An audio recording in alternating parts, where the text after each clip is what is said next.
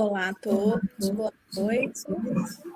Em nome aqui do grupo, queria agradecer quem está aqui, falar para vocês que daqui a uns 5 minutinhos a gente começa, só para dar tempo de todo mundo entrar. E aí daqui a uns 2 minutinhos a gente começa a se apresentar, pode ser, gente? Aí a gente faz uma rodadinha de apresentação e aí a gente começa daqui a uns 4, tá bom? Okay. Pode ser? Tá ótimo. Tá ótimo, obrigado.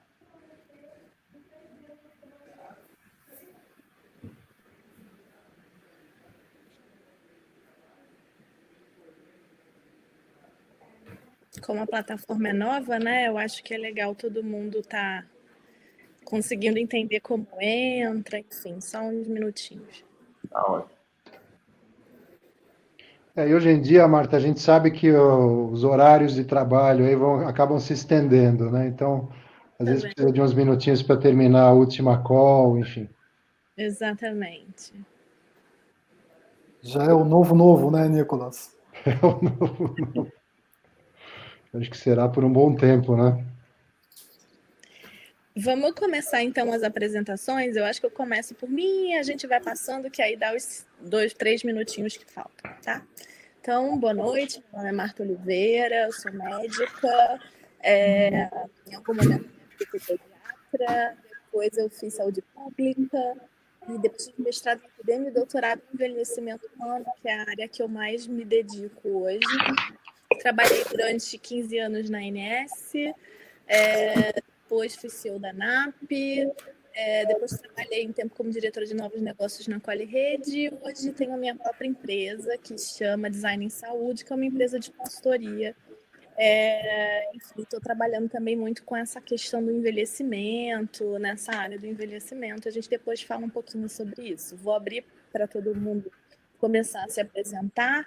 Acho que a gente pode seguir, não sei se vocês estão vendo na mesma ordem que eu, mas a gente pode começar a se apresentar pelo Carlos, pode ser? Sim, boa noite a todos. Me chamo Carlos Magni, eu sou diretor de RH corporativo da Tupi, aqui em Joinville. Me juntei à empresa faz aproximadamente 4 meses, tenho uma carreira de aproximadamente 30 anos na área de recursos humanos, em empresas nacionais, internacionais, pelo Brasil, e de ramos diferentes, automotivo, autopeças, alimentos, etc. Eu sou gaúcho de nascimento, cidadão do mundo de experiência, e agora vivendo aqui entre Curitiba e Joinville, me juntando aqui à Tupi para um novo desafio. Prazer estar com vocês aqui dividindo esse momento. Nicolas. Bom, pessoal, boa noite. É um prazer estar aqui. Eu sou presidente da Sharecare. A Sharecare é uma líder americana que combina saúde digital com gestão de saúde populacional. Nós atuamos muito fortemente na parte de identificação de riscos em saúde e temos as ferramentas para trabalhar com esses riscos, né, tornando o sistema mais sustentável e efetivamente reduzindo custos e melhorando toda a parte de produtividade para empresas, operadoras e o setor público.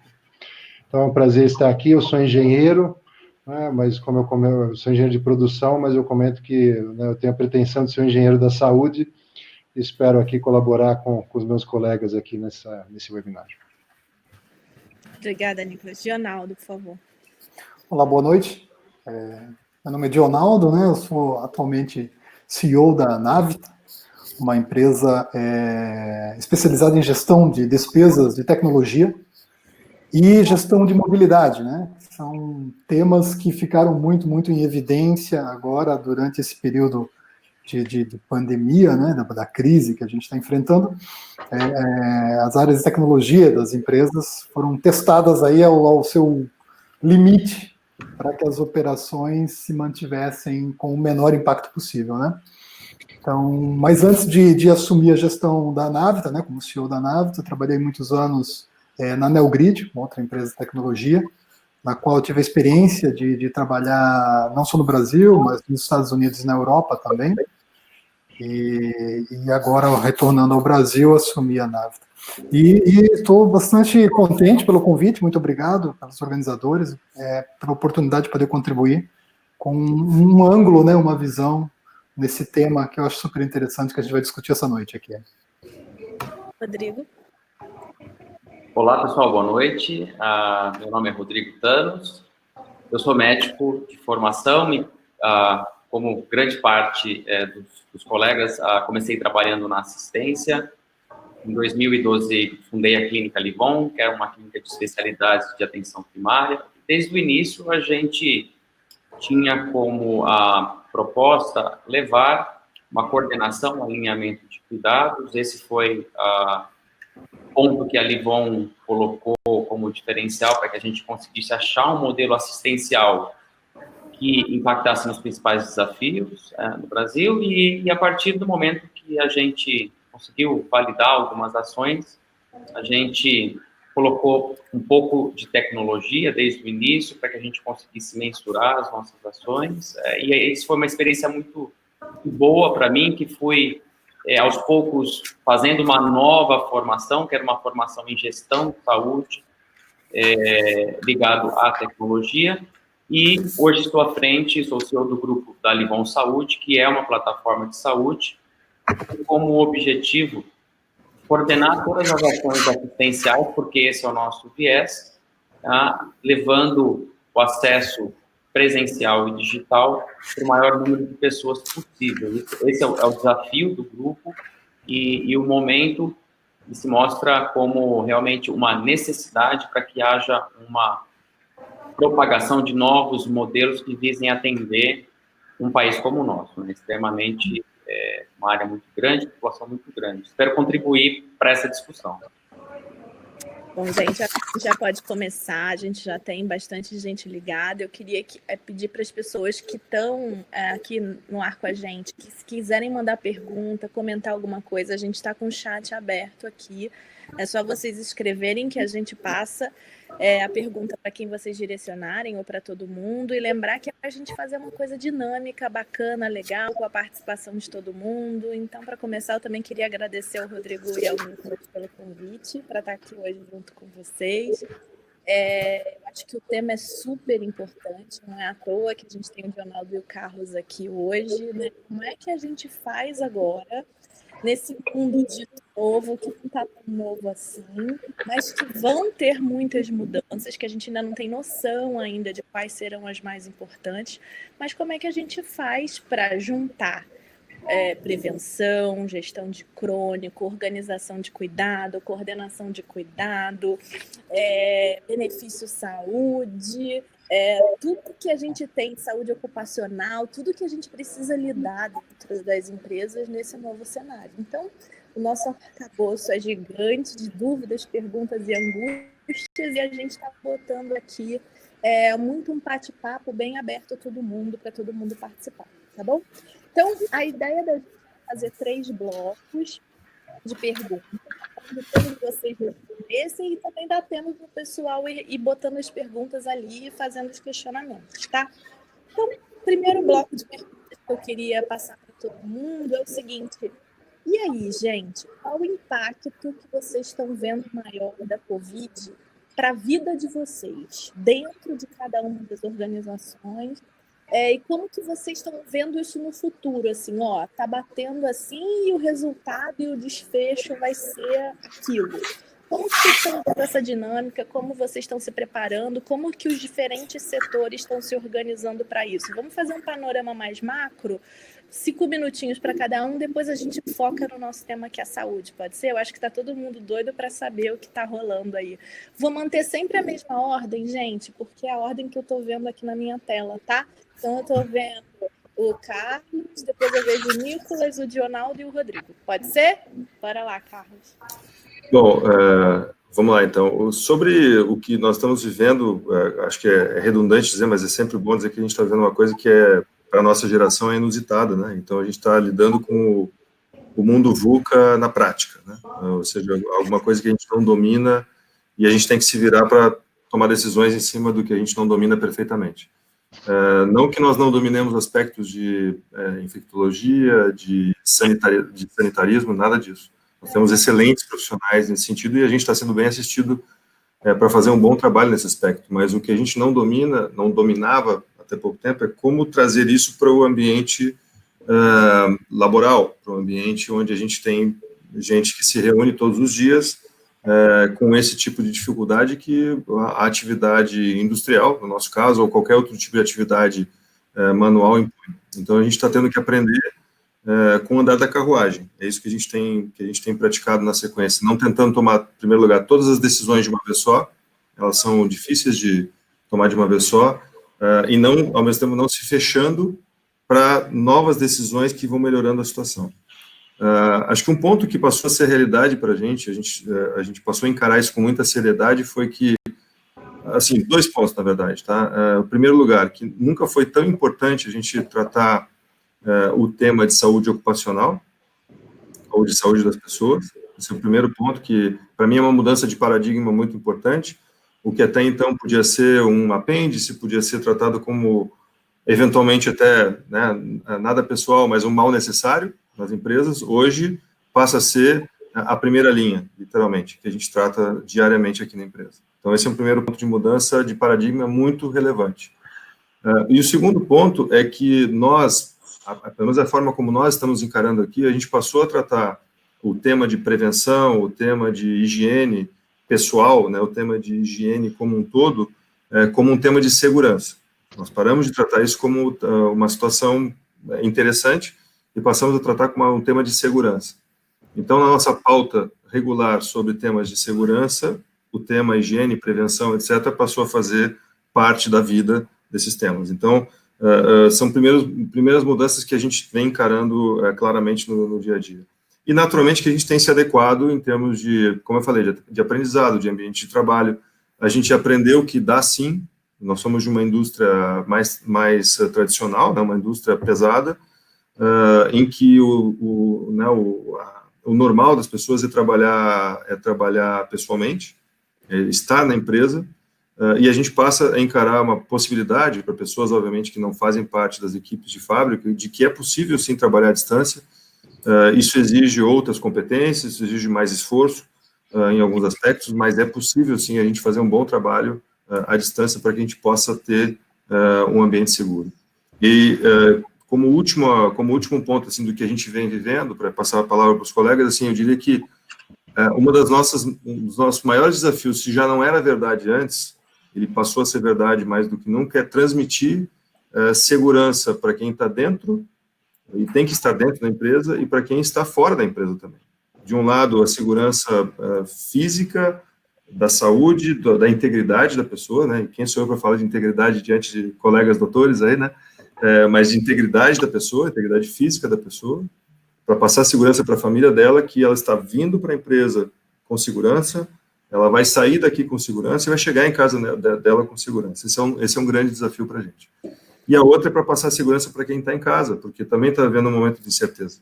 Então, a gente faz o máximo nesse sentido para manter uma comunicação adequada, para manter a informação indo para as pessoas que estão em casa, dentro do que a gente, obviamente, consegue fazer e consegue alcançar as pessoas nesse sentido. Então, são mudanças de realidade que a gente vem enfrentando nesse momento. A gente acredita que o aprendizado que a gente está tendo agora, quando as coisas voltarem mais ao normal, que a gente tiver com o mercado um pouco mais normalizado, em que todo mundo estiver voltando a trabalhar dentro da empresa, a gente já vai ter adquirido o aprendizado necessário para lidar com massas maiores de pessoas. Porque isso é um aprendizado que a gente teve a oportunidade de ir aprendendo aos poucos, né? A gente parou tudo, a gente voltou devagarinho, aumentou um pouco, e às vezes tem que diminuir um pouco a presença de pessoas.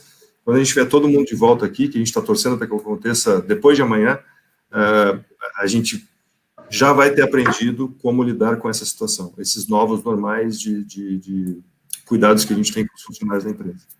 Muito legal. Eu anotei 4 pontos aqui que eu achei muito importantes para a gente até continuar falando depois. Um foi a frase que ele falou de não se fechar para as novas decisões, para as novas ideias. Talvez a gente discuta bastante isso hoje. A saúde ocupacional em foco, então ela deixa de ser um cantinho para virar uma coisa de verdade, maior, né, importante dentro da empresa. E as palavras prevenção e segurança que você juntou na mesma frase, que foi muito legal. Então, assim, prevenção e segurança vão andar cada vez mais uma coladinhas nas outras e talvez a gente consiga... depois eu vou trazer também para vocês alguns elementos que eu tenho visto hoje acontecer, cada vez mais a gente tem informação, cada vez mais a gente sabe buscar essa informação, cada vez mais eu consigo olhar de uma forma diferente para todas as áreas, tanto consumo, quanto saúde, quanto tudo que a gente vai precisar ter, transporte, energia, enfim. Então, eu acho que você falou isso, é muito bacana da gente pensar. Vai lá, Nicolas. Bom, Marta, no nosso caso, né, a gente está totalmente associado com a saúde, né, e está nessa ponta de lança aí de tudo que está acontecendo. Eu vou dar só uma ideia para vocês, um disclaimer. Em 2007, a Apple lançou o iPhone, né, e foi o primeiro smartphone e tal. Isso realmente mudou muita coisa, né. A Sharecare foi fundada em 2010, e a perspectiva da Sharecare sempre foi de combinar a tecnologia com os profissionais da saúde, todos os protocolos envolvidos, para criar uma grande plataforma, um ecossistema que pudesse democratizar a saúde e torná-la muito mais efetiva. Então, nós, desde 2010, estamos construindo isso em altíssima escala para mais de 70 milhões de pessoas, enfim, um investimento de mais de $500 milhão. Por que eu estou dizendo isso? Né? Porque de 2010 até aqui, nós caminhamos muito, mas eu diria para você que nos últimos meses, a área da saúde como um todo, ela deu um salto gigantesco, né? E nós fomos obrigados a dar esse salto também. Então, para vocês terem uma ideia do que eu estou falando, quando começou essa crise, nós temos um serviço que nós chamamos de orientação médica por telefone, orientação de saúde por telefone, que é um serviço hierarquizado, onde você tem enfermeiras, médicos, eventualmente pode desembocar numa ambulância ou numa telemedicina, tudo isso feito com base em protocolos, né? Esse serviço, nós tivemos um aumento no pico de quase 40 vezes o número de chamadas que nós tínhamos antes da pandemia, né? O que, obviamente, exigiu da nossa parte um tremendo esforço no sentido de poder atender essa demanda. E por que houve essa demanda? Porque, de fato, as pessoas ficaram super preocupadas, desorientadas, não sabendo para onde ir, né, que é uma característica, infelizmente, do nosso sistema de saúde que a gente tanto conhece, que é bastante fragmentado. Então essa porta de entrada, que é esse serviço, ele foi uma forma de acolher essa demanda absolutamente explosiva que nós tivemos, né?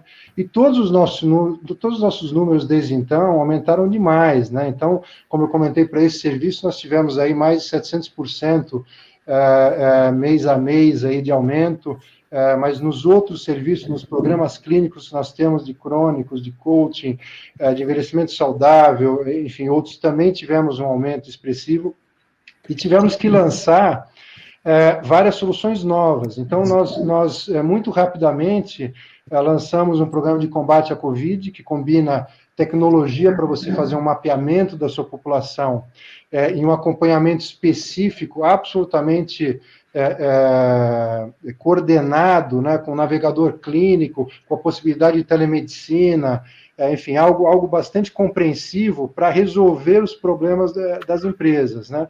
E aí nós temos o outro fator, que é a questão do saúde mental, né, que as pessoas foram confinadas, né, no que a gente está chamando de home office, mas, na verdade, o home office, mais ou menos, né, porque a gente está lá com papagaio, sogra, marido, esposa, e o que mais vier, né? Então, de fato, é um confinamento que está gerando inúmeras questões, aí depois eu posso até explicar, a gente está participando de uma pesquisa internacional, que eu posso comentar depois, para entender quais são os aspectos aí e as consequências disso. Então, objetivamente, nós também lançamos um programa de saúde mental, também combinando tecnologia, com essa parte, né, de entender quais são os riscos associados aí, e para aquelas pessoas com um risco maior, a possibilidade, inclusive, de se fazer as consultas via telemedicina com psicólogos. Então, nós também mudamos muito a nossa oferta, incorporando toda a parte de telemedicina, lançando programas novos que se tornaram extremamente prementes e necessários. E eu diria para você que, claro, a Sharecare é uma líder nesse setor e nós avançamos bastante, mas muita gente nessa área, todo dia a gente tem alguma movimentação. Então, a área da saúde teve aí um impacto profundo que enfim, a gente vai discutir com mais detalhes, mas com certeza é algo que veio para ficar, e eu vejo de uma forma positiva, né? A gente tem que abraçar essa mudança, porque ela veio em muitos pontos para ajudar, e eu acho que, e ao longo do tempo também, algumas ações que talvez nesse momento se justifiquem, vão talvez demonstrar que no fundo poderiam ser feitas de outra forma. Mas, enfim, para finalizar aqui, eu acho que é olho do furacão, a saúde está absolutamente desafiada para poder tratar do tema da Covid e para também tratar da segunda onda que vem por aí, que são os custos em saúde que provavelmente vão aumentar, com uma redução de recursos para cobrir todo mundo. E como é que a gente faz esse negócio, né? Então, enfim, é uma boa provocação aí. Nicolas, adorei, anotei milhões de coisas, algumas a gente vai pipocando nas perguntas para vocês, mas me chamou a atenção algumas coisas quando você fala do aumento de chamada, aumento da busca pela saúde. Isso está acontecendo em todos os setores, né? E tem alguns elementos que a gente vem discutindo de uma forma muito importante. Um é o represamento de demanda. Então, assim, a gente está com uma demanda reprimida, pessoas agravando doenças porque não estão sendo tratadas, a gente já vê mais mortes por AVC, mortes por infarto. Isso em algum momento vai desaguar, né? Então a gente vai ter que pensar esses caminhos. Depois eu queria que você falasse um pouco sobre isso também. A outra coisa é a empresa ou a casa, quer dizer, o lugar onde eu estou, onde eu vivo, onde eu convivo, como um locus de cuidado. Isso virou a chave de uma forma impressionante nessa pandemia, né? Eu não preciso mais ir ao sistema de saúde. O sistema de saúde precisa vir até mim. Eu vou precisar da saúde vindo até mim, até minha casa, até minha empresa, até onde eu trabalho, até onde eu vivo. Então, esse também é uma virada de chave que depois o Rodrigo e o Carlos podiam comentar um pouquinho também. E os outros canais, né? Telemedicina. Então, assim, o telefone não deixa de ser uma telemedicina. A gente acha que telemedicina é só o vídeo, né? Mas a gente já faz telemedicina desde que a gente foi para a Lua, né? Telefone, tudo, WhatsApp, tudo isso é telemedicina, né, gente? A gente só está organizando uma forma de fazer isso de uma forma melhor, registrada, com mais qualidade, enfim. Então, tem um monte de coisa aí para a gente discutir que eu acho que foi muito bom. A saúde mental ligada ao home office e a isso tudo que a gente está vivendo, né? Uma pressão de óbito, enfim. Isso também vai ser... tem muita gente estudando, a gente não sabe onde vai chegar ainda o tamanho disso, né? Eu estava contando para vocês um case antes da gente começar. E frase que eu queria resgatar dele para a gente discutir depois, que é: mudamos a oferta e colocamos programas novos. Então, tanto o Carlos quanto o Nicolas apontaram para essa coisa da mudança, da necessidade da gente se reestruturar de forma diferente. E agora eu vou passar para o Dionaldo. Já apareceu uma pergunta ali. Gente, eu estou anotando as perguntas de vocês e vou colocando, tá? Eu sei que tem uma que é direcionada ao Carlos, vou perguntar para ele depois. Mas eu queria trazer uma outra que apareceu ali, já direcionar para o Dionaldo, que é o seguinte: a pergunta é: como é que a gente transmite segurança se eu estou fazendo tudo aqui dentro da minha empresa, mas o cara está pegando um ônibus lotado, um trem lotado, a estrutura da cidade não está dando conta disso, né? E aí eu tinha uma frase, quando estudava envelhecimento, que era o seguinte: não adianta o sistema de saúde ser maravilhoso se a calçada é esburacada. Eu vou cuidar do idoso da melhor maneira possível, mas ele vai fraturar o fêmur ali na calçada, né? Como que você vê todas essas interações de tudo isso que a gente precisa para chegar numa saúde mais razoável? Dionaldo, por favor. Bom, assim, eu vou tentar fechar um ciclo, assim, e dar algumas palavras que para cada fase sobre o que a gente viveu e a gente está vivendo do ponto de vista de uma empresa de tecnologia, assim, né? Então, como empresa de tecnologia, a nossa faixa etária é jovem, né? Ou seja, aqui, basicamente, se a gente fosse olhar para a história, né, não teve um evento similar a esse na nossa experiência, né? Imagina para uma força de trabalho como a que eu lido lá, que é uma faixa etária de 25, né, 24 anos, né? Então, quando a gente ativou o nosso plano de contingência, né, eu estava nos Estados Unidos na semana, eu estava na Califórnia e aí eu acionei de lá o plano de contingência. As pessoas falavam para mim: o nosso plano de contingência é dividido em 3 níveis, né? E eu falei: prepara o 3º nível. As pessoas falaram: que 3º nível?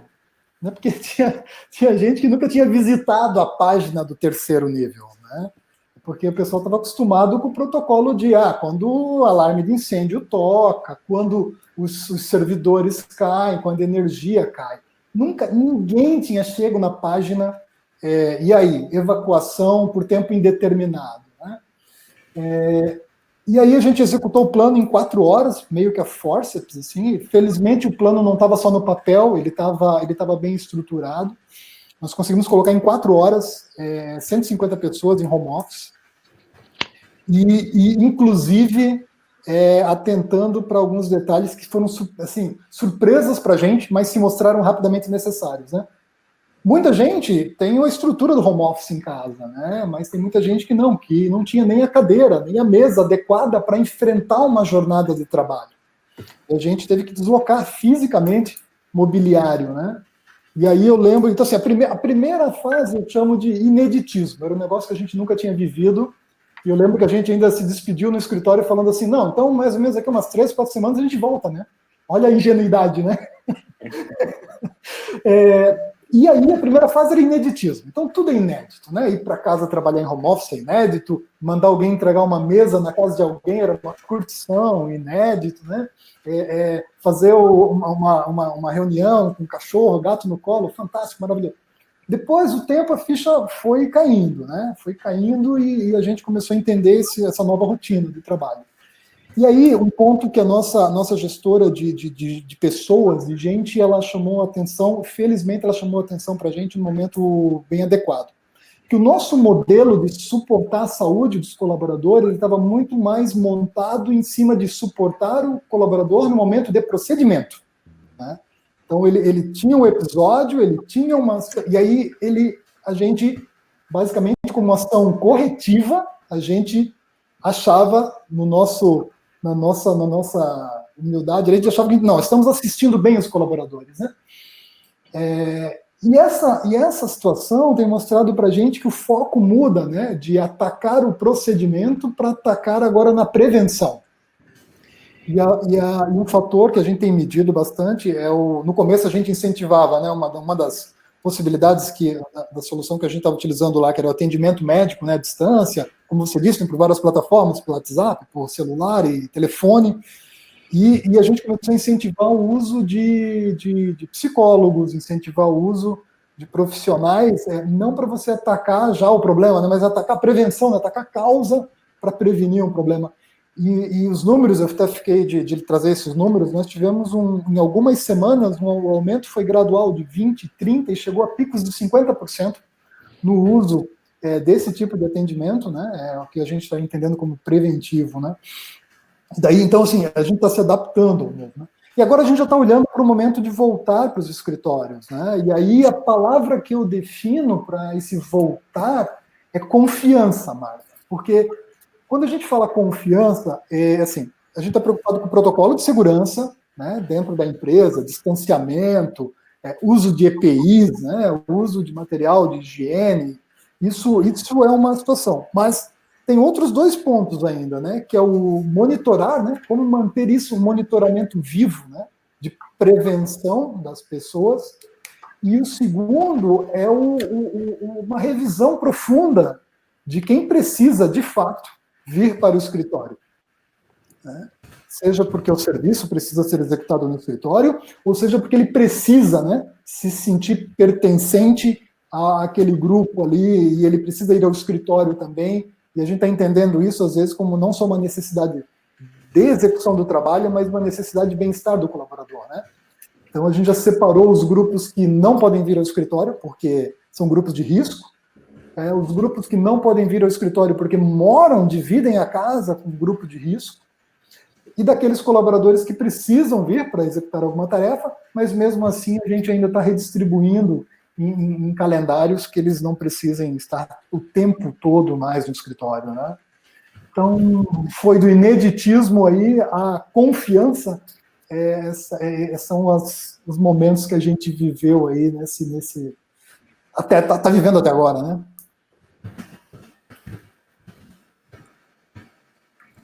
Oi. Tentando ligar meu áudio, consegui. Tá bom.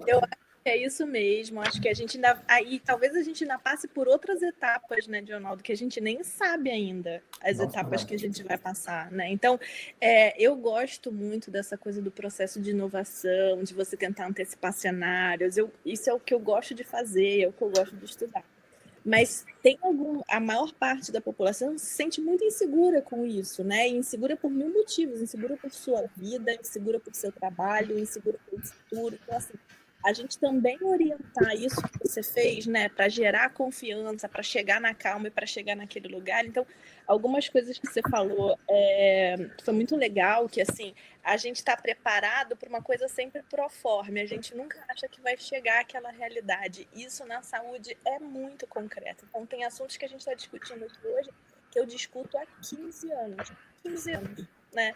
E as pessoas sempre acham que não vai chegar, né? Uma hora chega, gente. Então, assim, a gente precisa estar preparado para as coisas de verdade. E aí, quando você fala que você passou pelo inédito, pela rotina, pelos procedimentos para chegar na confiança, eu acho que, assim, lembrando, né, pensando as fases que a gente passou, talvez a gente tenha passado por isso, cada um de nós na nossa casa também, né? E talvez a maior parte da gente não tenha chegado nas últimas fases ainda. Eu acho que a maior parte ainda está lá na rotina. Então, assim, como é que a gente tenta criar isso? Eu tenho quando você foi falando, eu lembrei de uma coisa. Na Holanda, eu estou fazendo vários trabalhos com o pessoal da Holanda, eles têm uma proposta agora para reorganizar a estrutura do país já baseada em sustentabilidade.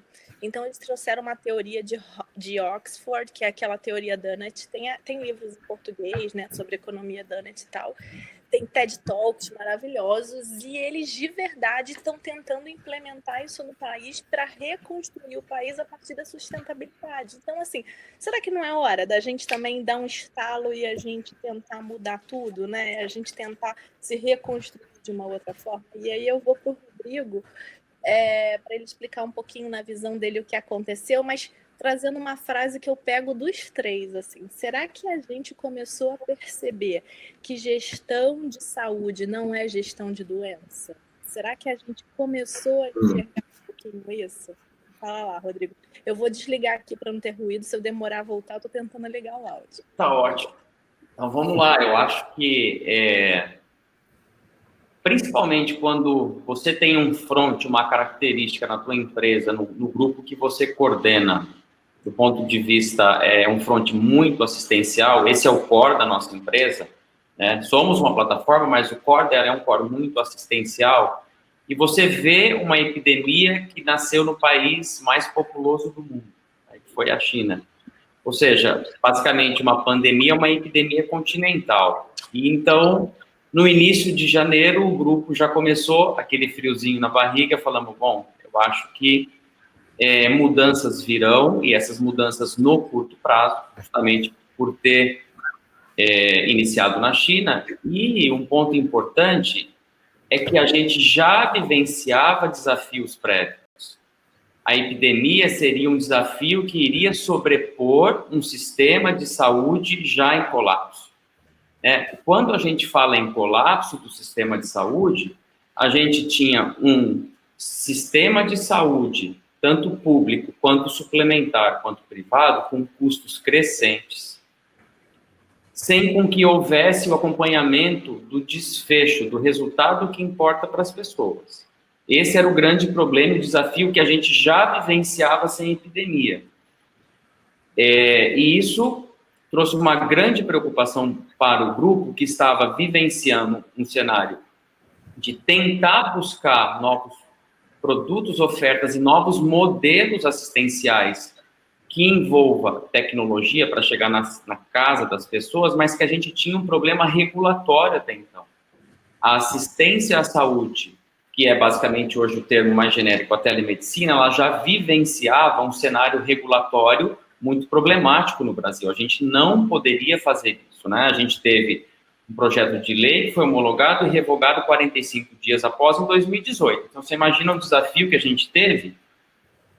E primeiro, gente, bom, vai chegar no Brasil. A forma que iria chegar, então, era uma crise de saúde, que era uma pandemia, sobreposta a um cenário colapsado, já com grandes problemas, e o que trazer de solução no curto prazo e o que a gente precisa acelerar. E aí a gente encontrou 4 pontos que seriam primordiais. O primeiro ponto é a mudança de mindset dessas pessoas que consomem, seja as próprias empresas, que grande parte da saúde suplementar no Brasil, são planos corporativos, esse é um ponto. O segundo ponto, o próprio sistema público, como iria lidar com essa solução num país de 210 milhões de habitantes, que praticamente 140, 130 milhões acessam o sistema público, né? Como seria isso?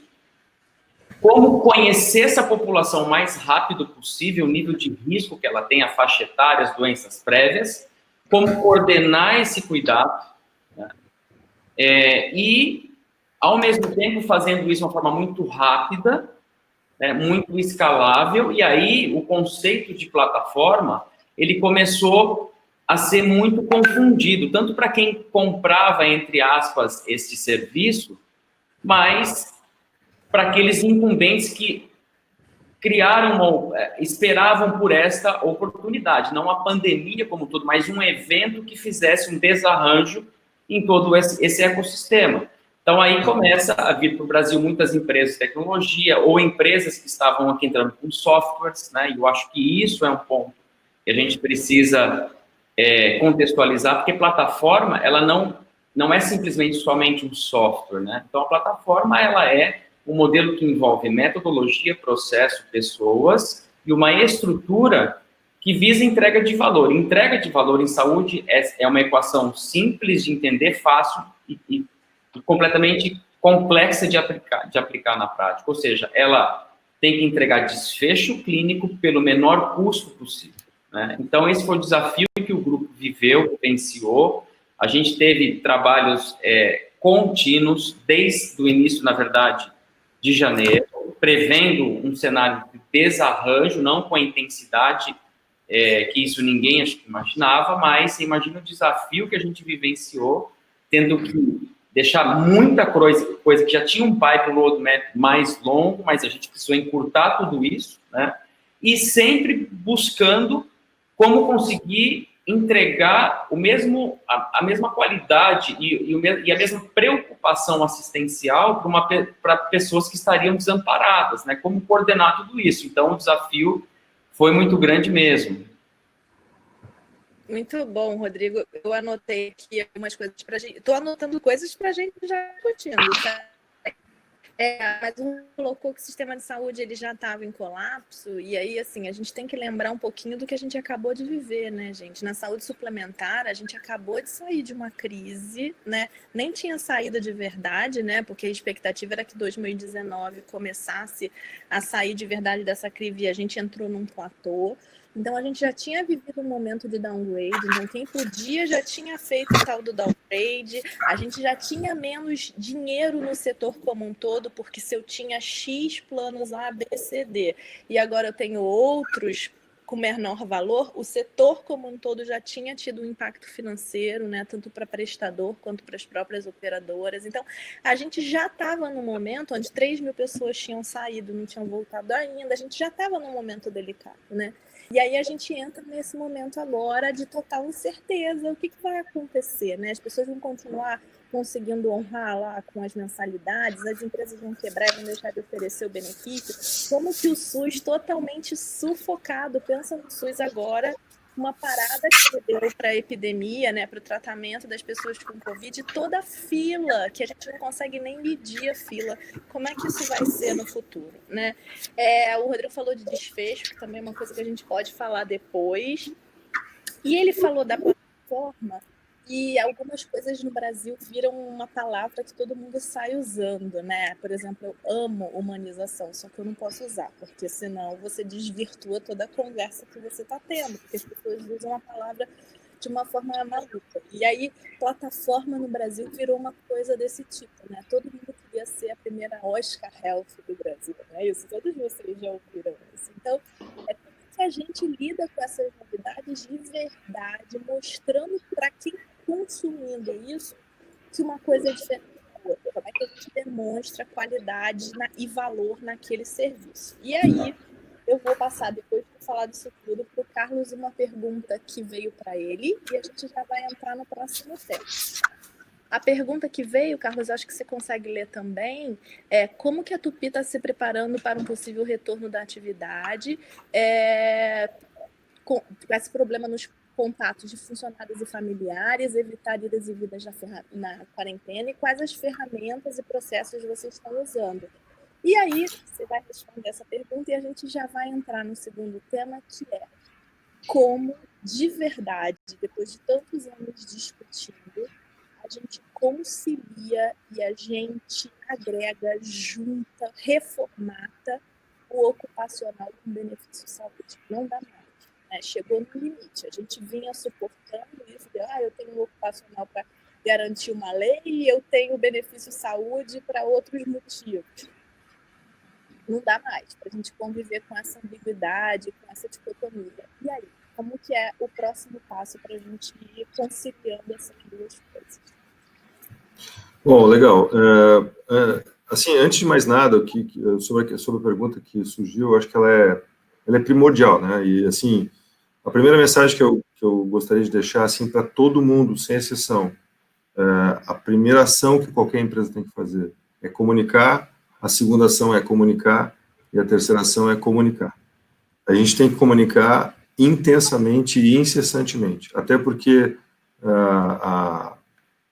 como a gente falou agora há pouco, a gente aprende todo dia, tem um fato novo todo dia, a gente tem que decidir coisas todo dia e tem que reorientar as pessoas todo dia. E mesmo aquilo que a gente achou que já estava claro, a gente tem que reforçar, porque nós tivemos, por exemplo, pessoas que foram voltando aos poucos. Então, o grupo que a gente tinha comunicado no primeiro momento tinha que comunicar para o segundo e assim vai. E o outro ponto que é fundamental é que a gente entenda que isso vale para qualquer setor, para qualquer entidade. Como você colocou, nós podemos fazer a maior educação do mundo, mas se tiver uma falha na calçada, a gente vai ter problema, certo? Nas empresas é a mesma coisa. A gente pode tomar todas as prevenções que a gente puder tomar, e a gente está tomando todas as medidas que nos parecem fazer todo sentido. Nós adotamos 10 protocolos diferentes aqui de segurança e prevenção. Eu vou citar 3 ou 4 para não ficar enfadonho. Mas o que nós estamos buscando, na verdade, é uma mudança de comportamento das pessoas dentro do ambiente de trabalho, o que não é fácil de obter. As pessoas, nós estamos num país latino, as pessoas gostam de estar próximas, de conversar, de se tocar. Então, são mudanças de hábito que a gente precisa promover e elas também e tem muito a ver com o indivíduo. Às vezes mais até do que conosco como organização. Mas para falar de coisas práticas que nós fizemos e que a gente vai simplesmente assegurar que elas vão manter o mesmo ritmo, a mesma pegada com um desafio maior quando a gente tiver mais gente voltando para cá, nós adotamos alguns protocolos que vão desde o transporte fretado, né, o transporte que a gente assegura para as pessoas, com higienização do transporte, com distância dentro do ônibus, máximo de ocupação, janelas abertas, tudo que a gente puder imaginar que a gente faz num ambiente como esse. As nossas áreas comuns aqui dentro também, a gente estabeleceu limites de presença em simultâneo dentro dessas áreas, então a gente estabelece em função do tamanho da área, quantas pessoas no máximo a gente deveria ter dentro daquela área, a partir da distância segura que a gente calcula. Falando de distância segura, a gente estabeleceu, então, o protocolo também de distância em algumas áreas, como, por exemplo, na hora de marcar o ponto, na hora de fazer fila para entrar no restaurante, coisa do tipo. Obrigatoriedade de lavagem de mãos para você entrar no restaurante. Então, todo mundo, mesmo que tenha lavado a mão antes de sair do seu posto de trabalho, vai ter que lavar a mão antes de entrar no restaurante. A gente mudou completamente o funcionamento do restaurante. Nós tínhamos um sistema de self-service, hoje não é mais assim. A pessoa não se serve mais, ela só indica o que ela gostaria de comer. Então, a gente mudou essas práticas e a gente deve manter essas práticas quando as pessoas voltarem. Eu não acho que a maioria delas vai ser rediscutida depois que a gente passar da pandemia. Eu acho que elas vão ser adotadas como práticas que vão se manter de cuidado dentro da empresa. A gente abundou aqui na empresa a oferta de pias para as pessoas lavarem as mãos, a gente fez uma comunicação massiva em todos os sentidos dentro da empresa, para a casa da pessoa, cada pessoa que ia para isolamento, a gente indicava um kit de como ela tinha que proceder, dava dicas para a família, dava dicas se a pessoa tiver uma pessoa com Covid dentro de casa, ou seja, como que a pessoa deve agir, se for ela, se for um parente. Tudo isso a gente procurou fazer o máximo possível, e a gente tem consciência de que tem que refazer outras vezes. Não tem como não refazer isso, porque isso cai no esquecimento. Tudo aquilo que a gente não pratica como musculatura acaba ficando em desuso, acaba ficando, né, no segundo plano. Então, a gente tem consciência de que isso vai ter que ser refeito várias vezes, até porque, como eu falei, nós temos uma população que desde o início da pandemia está em casa. Essa população vai voltar daqui a um tempo. Então, nós temos um retreinamento, digamos assim, dessa consciência coletiva muito importante para fazer. Então, assim, mas a gente está se sentindo muito preparado nesse sentido, porque a prática vem acompanhando a gente todos os dias aqui, né? Então, a gente tem aprendido com essa situação. E acho que estamos fazendo um bom trabalho nesse sentido de poder ter mudado os nossos procedimentos aqui dentro. Acho que o investimento valeu muito a pena, a gente ter se preparado para esse momento e saber que vai ter mais gente que vai ter que passar por esse retorno ao trabalho e tem que se sentir muito segura quando retorna. Então, assim, tentando resumir o que a gente fez nesse sentido, assim, a gente estabeleceu 10 protocolos de segurança, fora todo o material de comunicação que a gente fez e continua fazendo desde então. Diariamente, nós temos um drop de comunicação que vai nas conversas dos supervisores com os operadores da fábrica, para a gente lembrar um ponto, pelo menos, sobre a segurança e a prevenção que eles têm que tomar. Então, pelo menos um ponto diário eles ouvem falar sobre prevenção. Então, para a gente realmente fazer uma reeducação no sentido dos comportamentos que a gente precisa ter novos, né, diferentes dentro de uma empresa. A gente corre o risco de ser taxado como chato, mas faz parte do ambiente novo, né? A gente tem muitos ambientes onde as pessoas estão próximas, a gente tem que tomar cuidado com isso, né? Até porque nós queremos que as pessoas estejam se sentindo seguras aqui e que a família confie que a gente está cuidando desse aspecto das pessoas que estão aqui. Então, isso é muito importante. É isso aí. Eu acho que é bem uma coisa de todo mundo aprender junto, né, Carlos? Você vai aprendendo cada dia uma coisa diferente. Nicolas, vamos tentar responder aquela pergunta lá, como é que junta essas duas histórias, né? Como é que a gente... Porque eu acho que a gente pode ser muito mais custo-efetivo, dinâmico, integrar informação, integrar dado, e assim, gente, é um custo para um lado, um custo para o outro, que podia estar tudo junto, né? Podia estar tudo otimizado e podia estar tudo muito mais organizado. O que você pensa disso, Nicolas? Marta, vamos só pegar um pouco por um outro lado, né? Vamos tentar entender o que aconteceu, né? Nós tínhamos um ambiente de trabalho e, de repente, colocamos as pessoas para trabalhar em casa. Pode parecer pouco, né? Mas se a gente voltar aí 30 anos no tempo, a gente vai lembrar que o ambiente de trabalho era alguma coisa muito separada da vida da pessoa, na vida particular. Então, você ia para o trabalho, batia o seu ponto, sei lá, às 8 horas da manhã, e saía às 5, e acabou-se o trabalho, vida particular. Né? E aí até tem aquelas questões, né? Não leva a vida particular para o trabalho, e tantos outros statements aí que foram sendo criados ao longo do tempo. E aí eu não sei se vocês vão se lembrar, bom, aí veio o celular, no meio do caminho aí, um pouco antes do iPhone, veio o famoso BlackBerry, né? Que foi uma grande mudança, né? Se a gente lembrar um pouco, lembra? Quando tocava lá aquela luz vermelhinha, alguma coisa estava acontecendo, e você não estava necessariamente no seu ambiente de trabalho. E o que aconteceu agora? Só eu vou pontuar, né? O que aconteceu agora, gente, é que simplesmente nós temos uma confluência do privado com o ambiente de trabalho, com o trabalho em si, né? E a gente vai ter que considerar ambientes, né? O que era para nós um escritório, onde as pessoas iam trabalhar, vai deixar de ser claro, eu estou, obviamente, fazendo uma grande generalização, né? Não é em tudo que é possível isso. Mas o que eu acredito? Eu acredito que você passa a ter a casa da pessoa, né? O trajeto até você chegar no ambiente enfim, no escritório, ou seja, como for, e o escritório, tudo como uma coisa só. É um ecossistema, né? E dentro desse ecossistema, nós vamos ter que nos rearrumarmos, porque, de fato, talvez não faça mais sentido, como a gente fazia, ir todo dia para o escritório. Talvez não faça sentido ir 3 vezes por semana para o escritório, mas talvez faça muito sentido, dependendo da posição, ir uma vez por mês, ou uma vez a cada 15 dias, ou uma vez por semana. Ou seja, a forma como nós trabalhamos e como o escritório em si vai ser configurado, eu acredito que vai mudar profundamente, porque nós já fizemos essa mudança, né? Agora o que vem é para acomodar essa mudança, quer dizer, o passo a gente teve que dar, bem ou mal, enfim, democrático ou não, o fato é que nós tivemos que fazer essa mudança. Agora, por que eu estou dizendo isso? Porque na saúde é absolutamente a mesma coisa, né? O que nós tínhamos há pouquíssimo tempo atrás, né? Pô, laboratório é laboratório, hospital é hospital, médico é médico, enfim, o ocupacional é ocupacional, cada um faz a sua partezinha, cobra lá pelo seu evento, e aí você tem um sistema que todo ele era muito conflituoso, né? E, Marta, você conhece isso muito bem, enfim, quem trabalha com a saúde há muito tempo, a gente vem conversando sobre isso, né?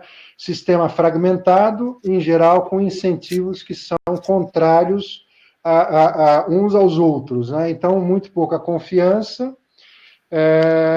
obviamente, uma duplicação de esforços, uma duplicação de custos, que remete ao que o Rodrigo falou, né? Quer dizer, o sistema vinha aí com custos ascendentes, muito acima da inflação, né? Por várias questões, né? Primeiro, porque se você não enxerga a pessoa, na pessoa você tem pelo menos metade dos custos evitáveis, ou dos custos totais, né? Por que eu estou dizendo isso? Porque boa parte, 40% a 50% dos custos totais em saúde se advém de estilo de vida e comportamento.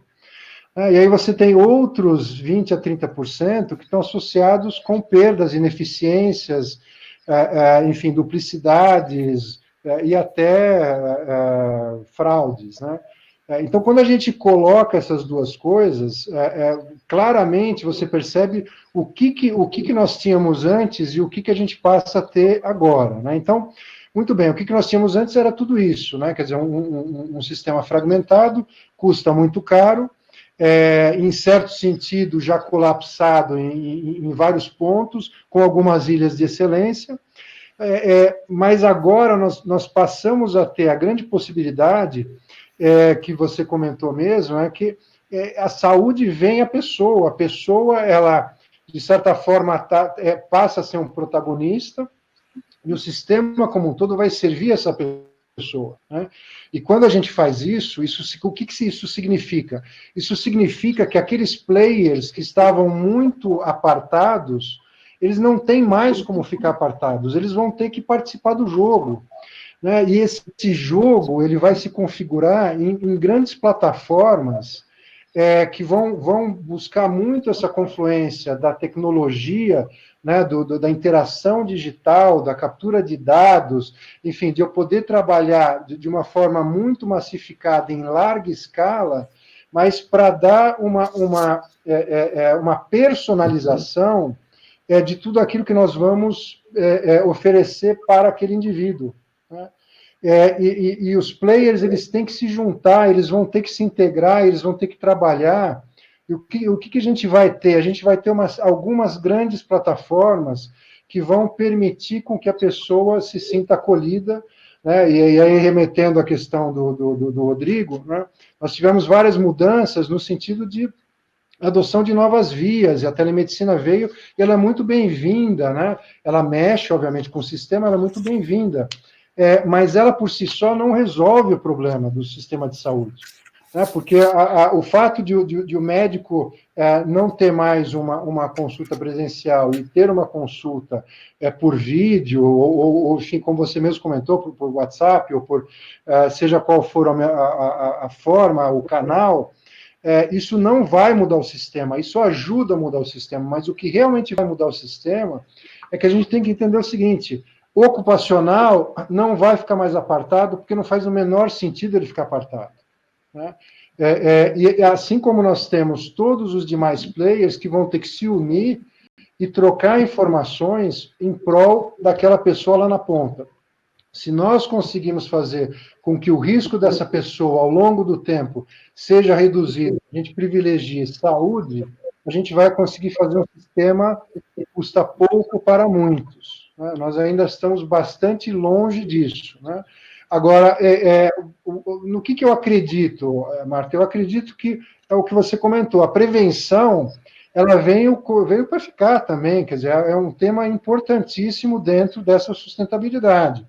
E dentro da prevenção, o ocupacional faz todo sentido, né? Ele precisa estar integrado com essa prevenção, né? Nós precisamos fazer, quando a gente fala de programas clínicos, ou programas de prevenção, de gestão, ou mesmo atenção primária, enfim, coordenação de cuidados, todos os nomes aí que a gente tem, que flutuam aí na área da saúde, tudo isso, no fundo, vai desembocar para que a gente possa fazer um acompanhamento e suporte longitudinal, ao longo do tempo, para que a pessoa tenha o acolhimento, tenha a interação que ela necessita, no momento que ela necessita, com o menor custo e a maior efetividade possível.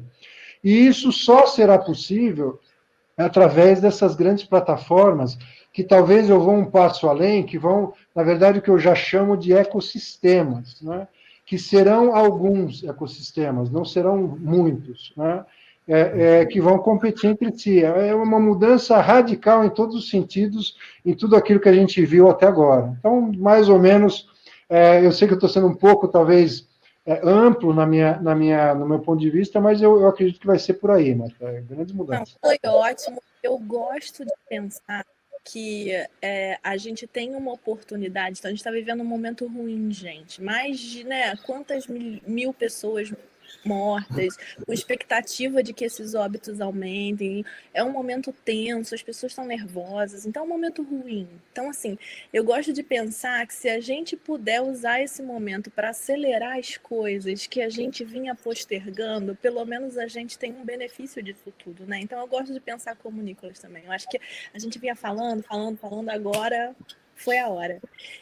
Eu vou colocar uma enquete, gente, aqui, para vocês responderem, porque é bem legal, ajuda a gente a pensar, ver como vocês estão acompanhando também. E aí eu volto com a mesma pergunta para a gente completar do Dionaldo e do Rodrigo. Tem perguntas para vocês também, tá? Então é assim, eu vou colocar aqui para vocês verem a enquete. Todo mundo está vendo? Acho que agora vocês já conseguiram ver a enquete. Tá vendo? Isso, já tem até gente respondendo. Então, gente, a pergunta é: considerando os impactos da pandemia, você adotaria formas virtuais de gestão e atenção em saúde para sua empresa? Eu vou dar 2 segundinhos, 10 segundinhos para todo mundo responder aí, para a gente conseguir compartilhar esses resultados. E essas perguntas elas vão ser discutidas pela gente também, tá?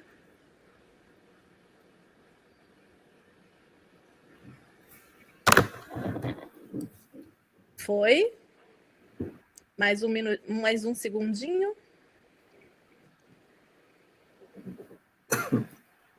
Foi. Então, essa daí foi fácil, né?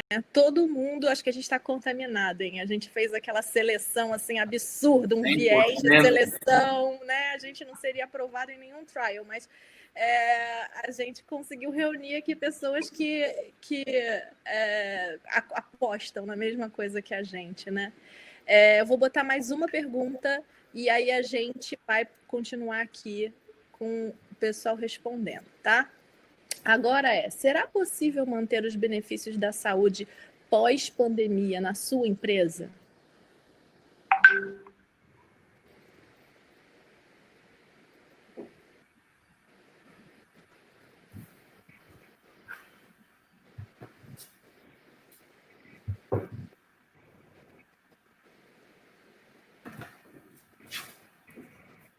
Bem bacana, hein, gente? Tá bem movimentado aí essa, hein? A outra que era unanimidade, essa tá bem diversificada. A gente já teve mais pro não, mais pro sim, agora a gente está se aproximando, eu acho que na votação total de todo mundo que está participando. Então, ó, no nosso grupo, que é um grupo seleto de pessoas, né? A gente deve ter aqui empresas maiores, não empresas tão pequenas.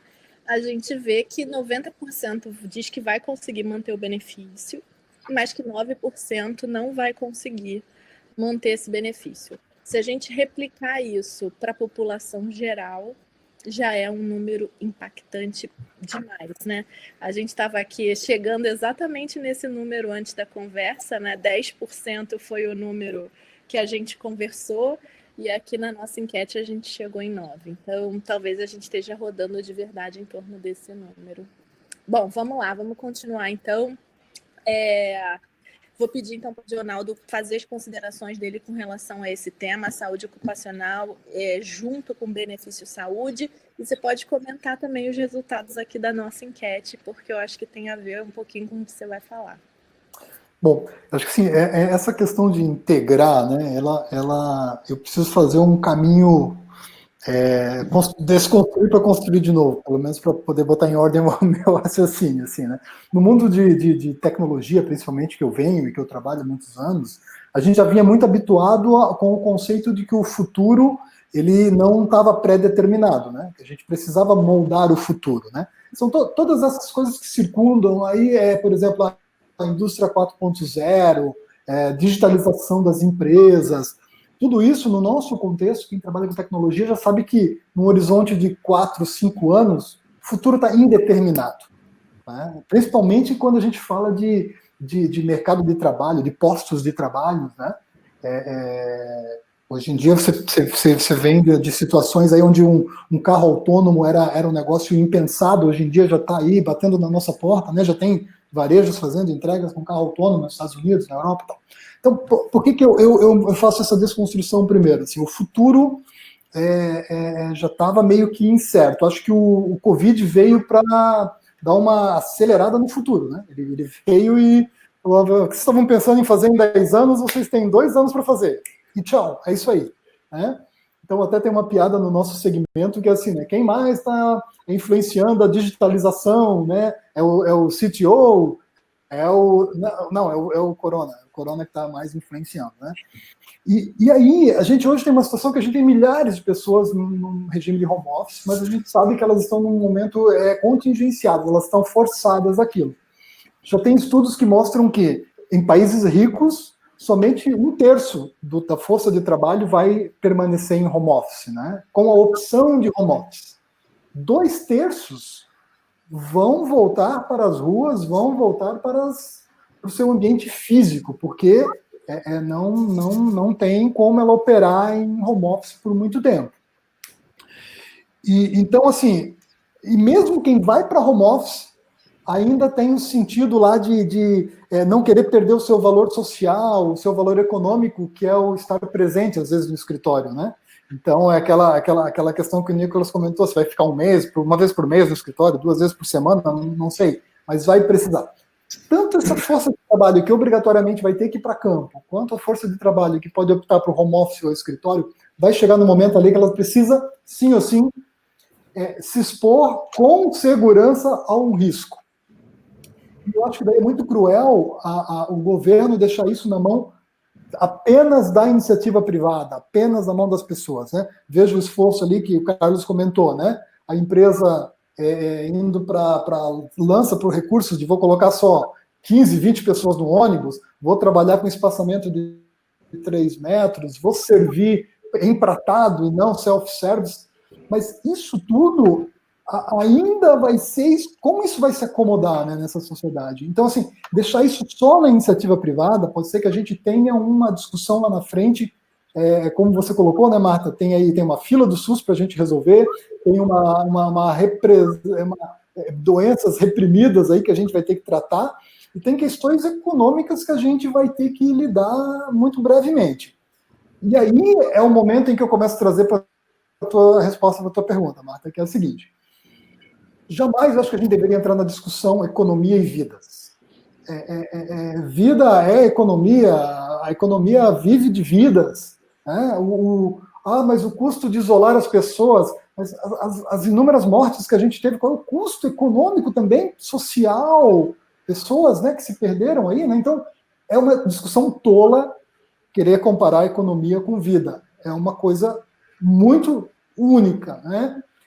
E aí é que eu acho que, se a gente vai querer mitigar riscos e vai querer combater riscos, não é só a iniciativa privada, o governo tem que mudar o mindset também de não atacar só os episódios, as ocorrências, e atacar a prevenção.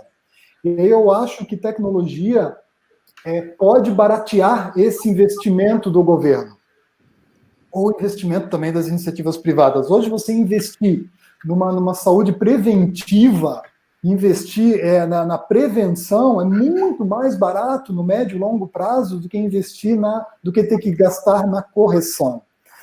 Então, hoje, quando a gente fala assim, né, o mundo está se digitalizando, mas na área de saúde está muito primária ainda a digitalização das informações, né, no estágio da digitalização. Quando a gente fala em unificação de dados, então, está muito longe, né? Para daí a gente chegar, que a gente teria que digitalizar, unificar, entrar com Data Analytics para poder começar a dar uma orientação, para daí pensar em ações como inteligência artificial, realidade aumentada e virtual, que poderiam trazer um benefício social e uma economia econômica para o Estado gigante, absurda, né? Então, essa falta de visão do governo e delegando apenas a iniciativa privada a pensar em como tratar o ser humano de forma mais holística, né? E agora o holístico já virou ambiente de trabalho e ambiente de casa, né? Porque antes se falava no eu do trabalho e no eu pai de família, né? Agora a coisa ficou mais encapsulada ainda. Eu trabalho, eu pai de família e tudo aqui em casa, inclusive, né? Então, assim, se a gente não tiver esse olhar, né, do Estado para isso, e esse investimento massivo nisso, a conta vai se tornar muito mais cara lá na frente, muito mais cara. Então, eu enxergo essa pandemia como um momento, um marco importante, que eu gostaria muito que o governo e a sociedade refletissem. E, assim, historicamente, crises, guerras, pestes e tudo mais, a má notícia é que elas exacerbam, assim, as diferenças sociais, né? Elas exacerbam as diferenças sociais. Porque eu estou no meu home office em casa, eu tenho o meu plano de saúde, mas tem muita gente em situação que não dá nem para a gente escrever muito. Mas aí, então, ou seja, crise exacerba a diferença social. Aqui é o momento da gente tomar uma decisão. Alguns países, eles transformam essa diferença social num impacto tectônico, né? E vai gerando mais instabilidade política e social. Outros países tomam esse momento como um choque e revisam as suas políticas no sentido de buscar mais fundamento para sustentar justiça, sustentar solidariedade, né? E ver justiça e solidariedade como um investimento, né? E não como um custo. O momento do Brasil é de escolher. Se ele quer transformar isso num impacto tectônico para bagunçar mais ainda as coisas, ou se ele quer tomar esse momento como um choque e olhar como um momento, uma oportunidade, né, de mudar um pouco a sua visão de como tratar saúde no país, né? E assim, você falando isso, às vezes dá até um pouco de dor no coração, né? Porque é uma oportunidade que a gente tinha para muitas coisas, né? Eu sou sanitarista e, assim, eu via nesse momento a oportunidade para o SUS ser o SUS. Sabe aquele SUS que a gente escreveu lá em 88, que a gente desenhou e que a gente imaginou? Talvez esse fosse o momento, e não foi. Né? Então, assim, é isso que você está falando. O que a gente vai escolher para frente? Eu, quando discuto a saúde do idoso, não dá para você discutir saúde do idoso solto de coisas sociais, né? De cognição, de isolamento, de participação social. Não tem como. E as pessoas aqui no Brasil teimam em botar em caixinhas separadas, né? Saúde é assistência, lá a doença, a cognição está na cognição, a social está no social, e talvez a gente aprenda agora isso aí que você falou, né? Que é muito maior. Vou fazer uma pergunta para o Rodrigo, que apareceu aqui para ele. Depois a gente tem mais duas perguntas, a da Marcela e do Mike, que eu vou fazer na rodada final. E antes da gente fazer a rodada final, eu encerro com a nossa última enquete, que foi bem legal, viu? O pessoal gostou, tá elogiando. Então, vamos lá. Rodrigo, apareceu essa pergunta para você. Pode falar, Carlos. Não, eu só queria complementar antes da sua pergunta, mas somando ao assunto que o Dional estava comentando, eu acho que sim, as mudanças esse tipo de situação que a gente está vendo traz grandes oportunidades e é possível fazer mobilizações. A prova está que, com a ajuda assistencial que foi autorizada recentemente, né, os R$600 por mês, a gente viu milhões de brasileiros, dezenas de milhões de brasileiros aparecerem, né? Ou seja, eles eram brasileiros incógnitos até então, e eles apareceram. Existe, claro, um atrativo, tem que se pensar que atrativo pode ser esse, mas sim, de repente tem uma forma da gente fazer com que o sistema de saúde possa emergir dessas trevas, né? E se comunicar com a rede privada, quem sabe, para a gente compartilhar dados e construir uma coisa melhor. Mas sem dúvida que, eu não acho que seja ficção científica, mas sem dúvida que é algo para se plantar para muitos anos, porque é uma mudança muito radical, mas, de novo, a gente está vivendo um momento único e que eu acho que é uma mega oportunidade para que isso possa acontecer, desde que haja boa vontade. Né? Isso aí. Rodrigo, tem uma pergunta direcionada para você e a mesma pergunta para o Carlos, depois, se ele quiser complementar.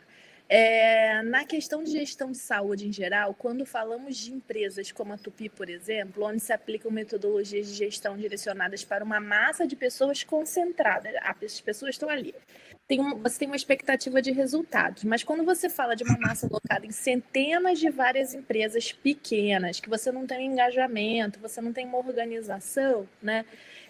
Com políticas de gestão, quais são as soluções que se aplicariam para gerenciar essas pessoas que estão um pouco mais isoladas? Eu acho que foi sua pergunta, e aí, Rodrigo, terminando, a gente faz a enquete e vai para as 2 últimas perguntas e para dar uma geralzona, tá bom?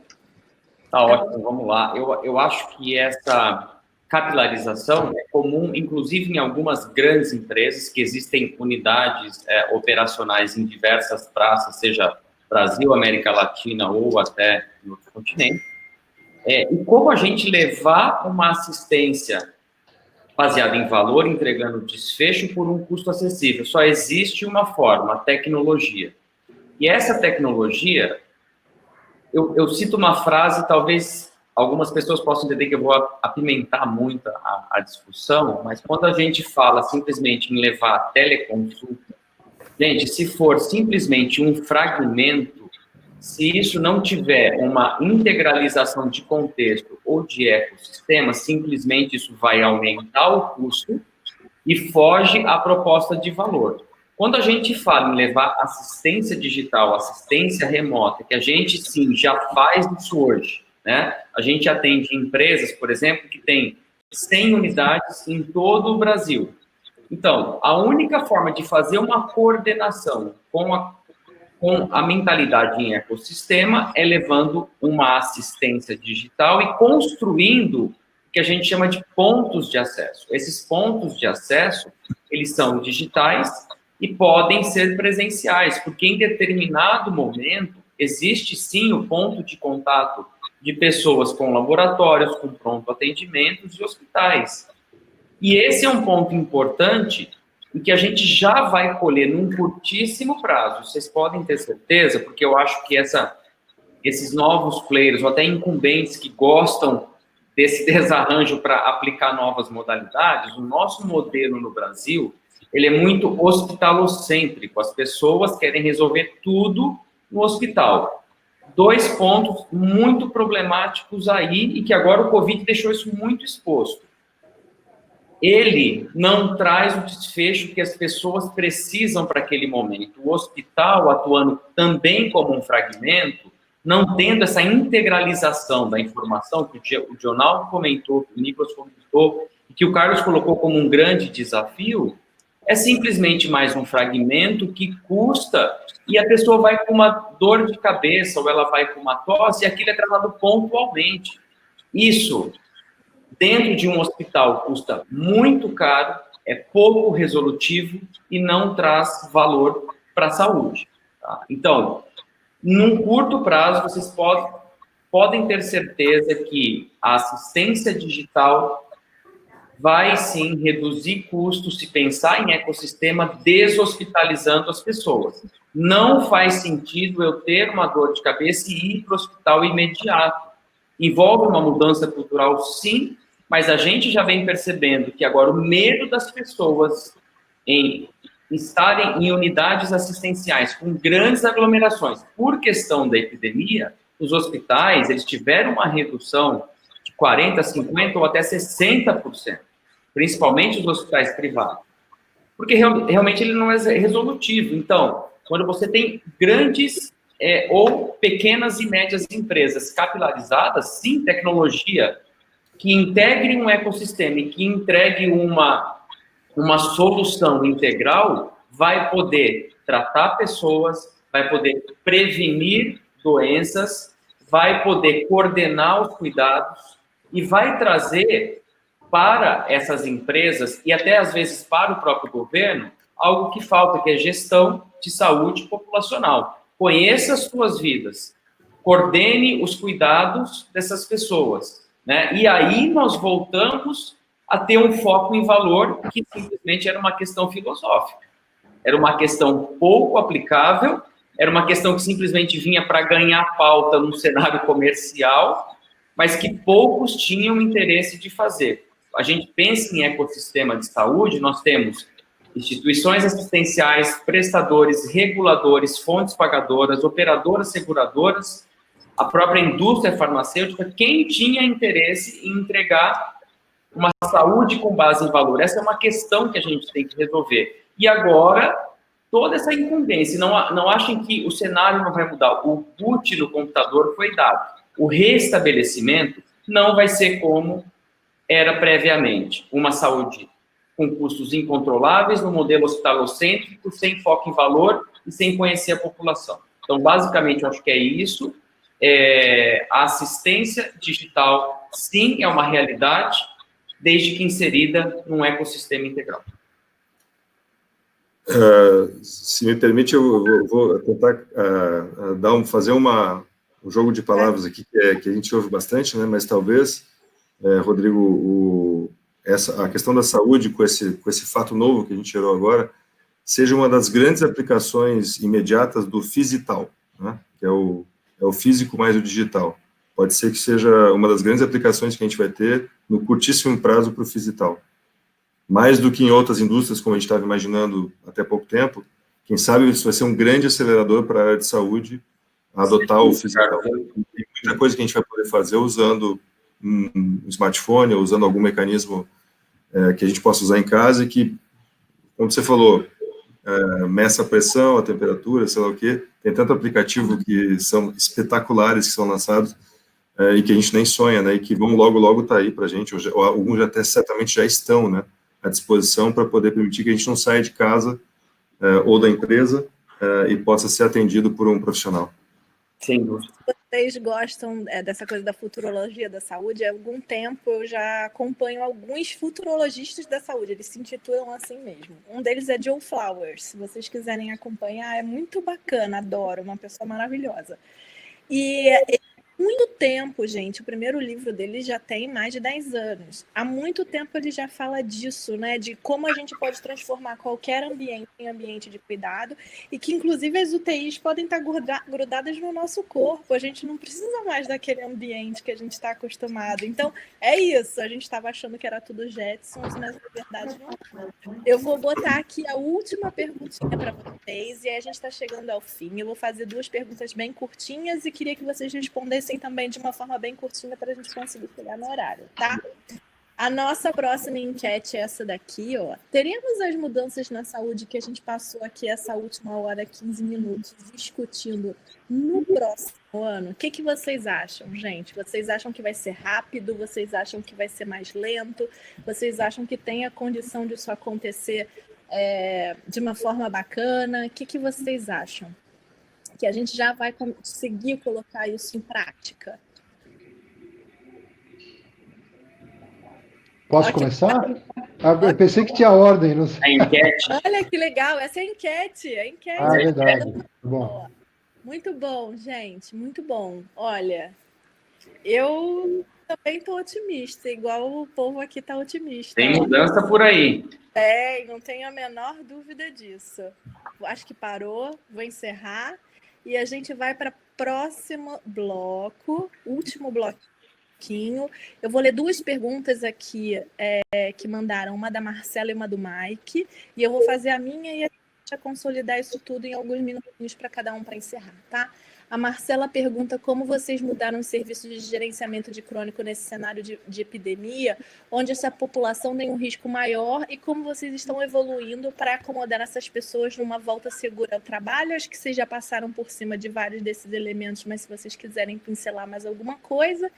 E o Mike faz uma pergunta que eu também queria fazer para vocês. Vocês acham que mudou a importância dos planos de saúde na mente dos RHs após Covid?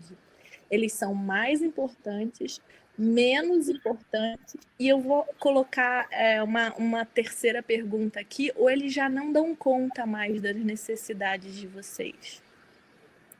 O que vocês veem sobre isso? E aí a minha última pergunta, agora a minha mesmo, era se vocês pudessem definir em uma única palavra qual é a prioridade para o futuro de vocês. O que dentro do aspecto saúde, né, dentro de cada uma das empresas de vocês, focando na saúde, qual é a prioridade?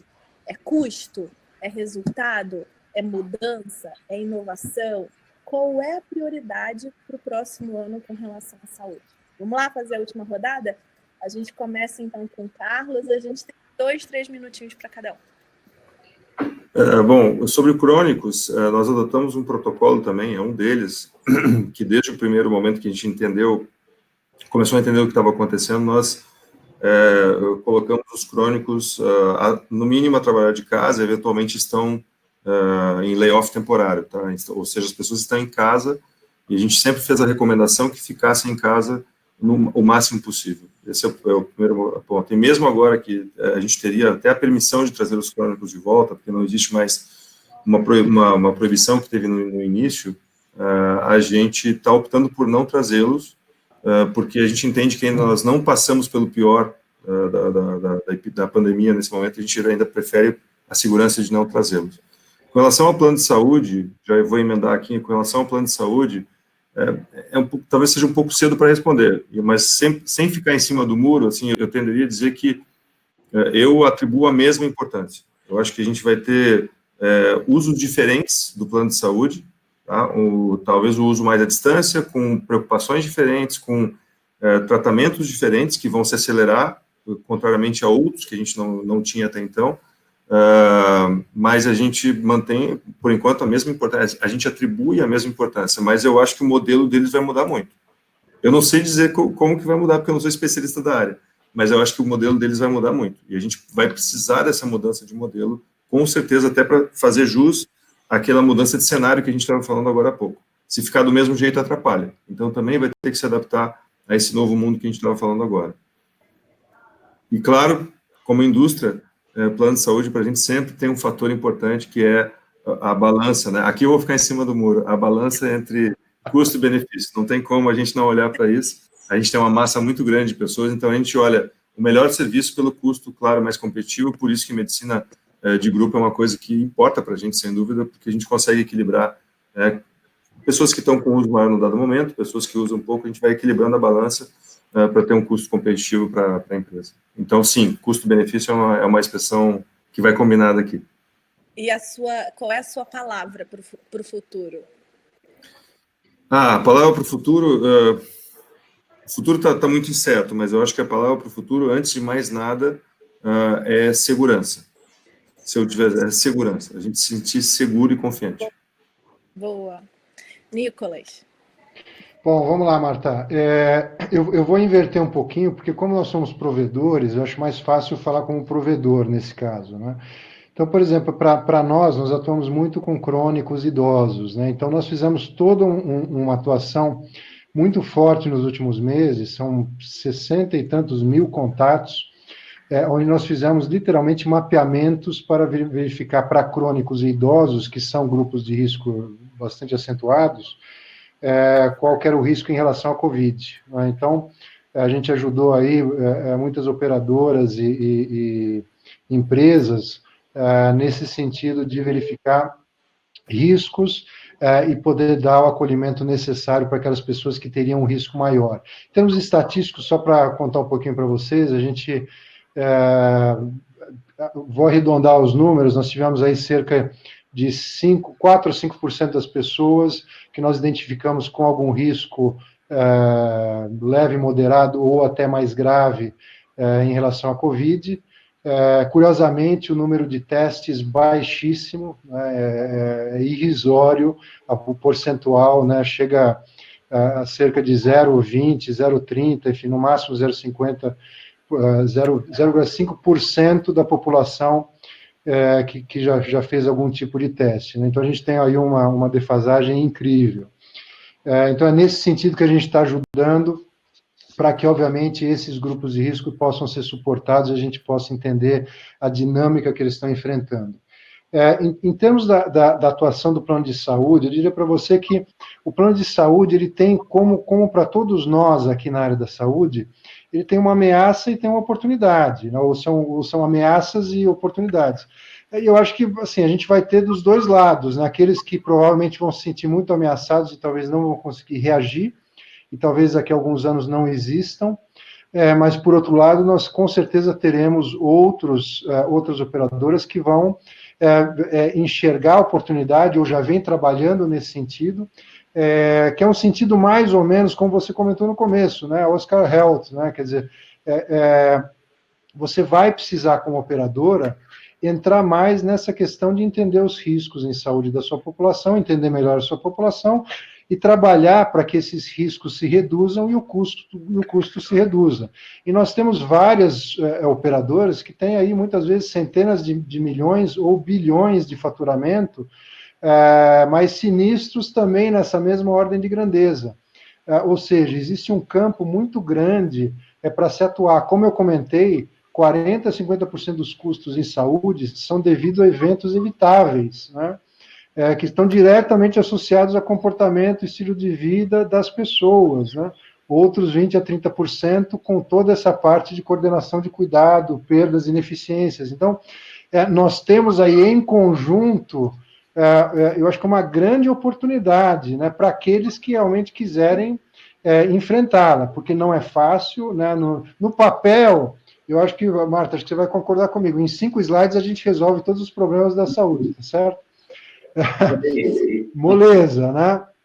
Mas a verdade é que é extremo. Quando a gente vai enfim, para a linha, né, linha de produção, para entrega mesmo, as coisas são bastante complexas, né? Então, tem muito trabalho pela frente.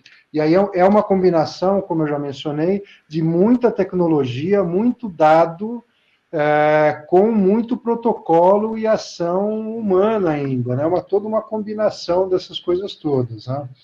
Então, assim, também sem, como comentou o Carlos, sem ficar em cima do muro, eu vejo que é uma oportunidade para as operadoras que realmente se prepararam ou têm essa disposição de abraçarem essa mudança e atuarem dentro desses ecossistemas. Elas farão parte dentro desses ecossistemas, sendo mais ou menos protagonistas, dependendo do caso. E por fim, eu diria para você que a nossa palavra, eu diria, é ecossistema, né? Nós, né, a Sharecare, com vários parceiros aí estratégicos, nós acreditamos muito que seremos dos grandes ecossistemas para poder promover essa mudança incrível que vem para a saúde aí nos próximos anos. Obrigado. Obrigada, Dani. Ronaldo. Bom, quanto aos grupos de risco, né, considerados grupos de riscos, ou entendendo até mesmo quem não é, mas convive, né, com o grupo de risco, no nosso contexto, a gente conseguiu, a gente não temos dúvidas, né, a gente vai ter que isolá-los e manter o home office por tempo indeterminado. Isso a gente já internalizou. Tá? Então, essa para nós, pela condição, pela natureza do nosso trabalho, essa é uma decisão fácil de se tomar. O que não é a realidade para talvez 80% da força de trabalho para a indústria brasileira. Então, a minha opinião, ela está concentrada assim no espectro muito, muito reduzido e até certo ponto privilegiado sobre esse aspecto, né? Então a gente não está ensinando. Quanto ao plano de saúde em si, né, a resposta pragmática, sim, nos parâmetros de hoje, Nós não temos dúvidas, nós vamos investir até mais do que o que a gente estava prevendo em prevenção e no chamado plano de saúde, né? Agora, é muito difícil fazer previsões, especialmente sobre o futuro, né? Então, assim, vamos ver como é que essa conta vai vir lá adiante, né? Se é uma conta que eu consigo pagar, se é uma conta que está coerente com outras prioridades que eu também tenho que tomar decisões, né? Então, é sempre uma escolha muito difícil, mas o ponto é, não gosto de prometer aquilo que eu não consigo cumprir, né? Hoje, nos parâmetros de hoje, é um investimento, não é uma despesa. Não sei como essa conta vai ser apresentada ano que vem. A gente vai renovar contrato ano que vem, vamos ver como é que vai ser essa conta. Né? E do ponto de vista de encerramento, né, que eu gosto de tomar os últimos minutos, aí, os últimos segundos, vamos dizer assim, a palavra em si, que eu poderia definir, o que essa crise está nos ensinando, a gente está no misto ali de prevenção e sustentabilidade. A gente descobriu que, a duras penas, muitas vezes, que trabalhar no limite, na exaustão dos nossos recursos, é um risco, que é uma conta muito cara para se pagar em um dado momento.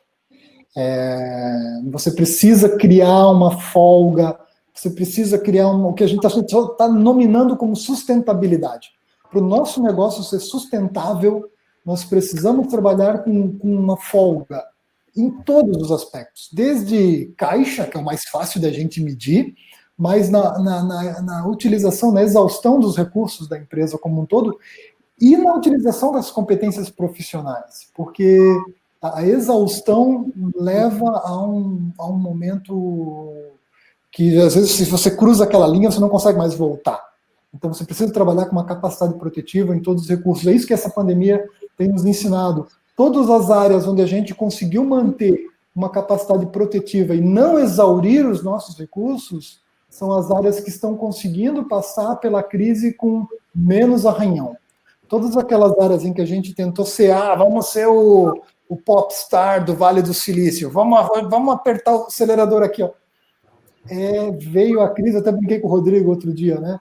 Fazendo uma analogia a quem desce corredeira de canoa, né? Você pode estar bem treinado, com bom equipamento, com tudo certinho, treinamento mental e tal, mas, cara, tinha uma pedra escondida no rio. Entendeu? Então, se eu não tenho ali uma capacidade protetiva, não dá, entendeu? Então, esse foi um ensinamento muito forte dessa crise, a gente poder trabalhar não correr no limite. Muito bom. Rodrigo. Vamos lá, eu acho que primeiro questionamento sobre a questão dos crônicos, então, como prestador, o que a gente fez com os clientes, a gente já aplicando a própria plataforma, nós fizemos uma busca ativa muito rápido para conhecer dados que importassem do ponto de vista de estratificação, quais seriam, identificar o mais rápido possível aquele grupo de risco e tomar medidas, primeiro, de afastamento e dar pontos de acesso para que ele tivesse uma segurança de estar assistido, uma segurança assistencial. Esse ponto de acesso é um telefone, é um chat, é uma teleconsulta. Então, essa pessoa se sentindo amparada, a gente conseguiu manter muitas pessoas dentro das suas casas com segurança, porque como assistência, a gente precisa garantir e ter a responsabilidade técnica, inclusive, de tomar, isso é uma conduta de um profissional de saúde, de uma conduta médica. Então, foi isso que a gente fez. A gente teve mais ou menos 6% de pessoas afastadas, a gente tem clientes muito capilarizados e com faixa etária muito variada, mas a gente teve esse percentual e tomou essa conduta, né? Já aplicando o conceito de você tem um centro médico virtual, você tem um pronto atendimento digital, ou seja, nos consulte 24 horas, 7 dias por semana, para a gente ter essa segurança. Sobre o segundo questionamento, sobre planos de saúde, eu acho que o ponto que o Carlos colocou, e que obviamente é importante, tendo uma massa crítica, mesmo até para empresas de médio porte, no caso, a própria Navita, a própria empresa que o nome representa, eu acho que é um grande desafio a questão de custo, e o que a gente viu no Brasil nos últimos anos são modelos que sim conseguiram entregar um custo, digamos, mais baixo do que a gente tinha há 5, 10 anos, ok. O grande problema é qual é a regulação específica para conseguir mantendo esse baixo custo. E aí, o que a gente viu em determinadas situações foi evitar o acesso para manter custo. E do ponto de vista assistencial, obviamente, não faz sentido, né? O grande desafio, e que é o que o nosso grupo acredita, e pessoas que estão ligadas à nossa, digamos, ao nosso mindset, à nossa filosofia, à nossa visão, é que os custos, mesmo assim, continuam muito altos e que a gente gostaria de, coordenando as ações, aumentando a disponibilidade de acesso digital, de acesso remoto, né? E promovendo a gestão de saúde populacional, a gente consiga reduzir mais ainda o custo, mas melhorando o desfecho. Acho que a mágica está aí, e a gente, para o futuro, é justamente o que a gente quer, uma saúde mais acessível, né? Independente de onde você esteja assistido, é uma saúde que mais pessoas tenham acesso, e que quanto mais acesso tenham, menor vai ser o custo, ou seja, é um incentivo diferente do que tem hoje. E eu acho que tentar esse agente catalisador, que foi a própria pandemia, né, o próprio Covid, ele possibilitou que grupos que já pensavam em ter o que até então era sonho, porque eu acho era muito difícil, tinha uma rocha muito sólida para romper, agora se torna possível. Tanto grupos que estão no nosso país, quanto grupos que venham de fora, porque assim, o Brasil vai continuar sendo atrativo, sim, nós temos 210 milhões de pessoas, então é um mercado ainda que vai atrair, né? A gente tem uma necessidade imediata e clara, né? A gente não entende que nós vamos precisar gerar necessidade. Essa necessidade de mudança, ela já existe, né?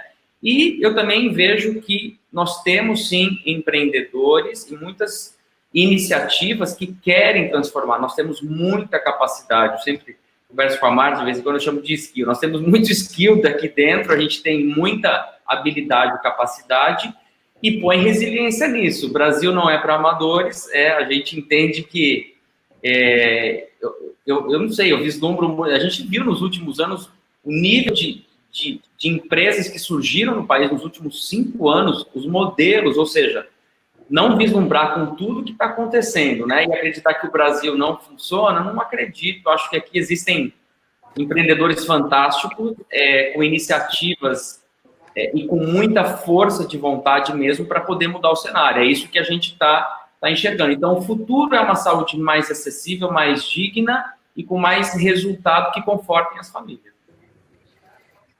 Gente, a gente está chegando no nosso horário combinado, né? Todo mundo tem que um pouquinho em casa, passando 5 minutinhos. Rodrigo, você não falou sua palavra. Oi? Você não falou sua palavra. A Marta está me provocando. Minha palavra? É. A minha palavra é otimismo, mudança para o bem, mudança para melhor, e assim como em cenários diferentes, ela vai acontecer e vai passar, né? Então, meu otimismo é mudanças para o bem. Eu acho que no final, essa história de terror, ela resulta em mudanças para melhor. Muito bom. Então, assim, eu vou encerrar com as palavras de vocês, elas fizeram sentido no final, tudo que vocês falaram. Agradecer de novo por esse bate-papo. A hora passa, a gente nem sente, né, gente? Vai passando e a gente não consegue nem saber. Agradecer a todo mundo que ficou aí até o final, isso é super difícil, geralmente as pessoas entram e saem, a gente teve as pessoas lá, então vou encerrar com as 4 palavrinhas aqui que a gente falou. Segurança, ecossistema, prevenção e sustentabilidade e otimismo. Eu acho que foram palavras muito boas para o momento que a gente está vivendo, que representa um pouco essa discussão aqui, né? Apesar de tudo que a gente está vivendo, a gente está enxergando alguma coisa melhor no futuro. Bom, obrigada, viu, gente? Adorei. Obrigado. Boa noite. Obrigado, boa noite, pessoal. Obrigado, boa noite. Tchau, gente. Boa noite. Tchau, tchau. Tchau.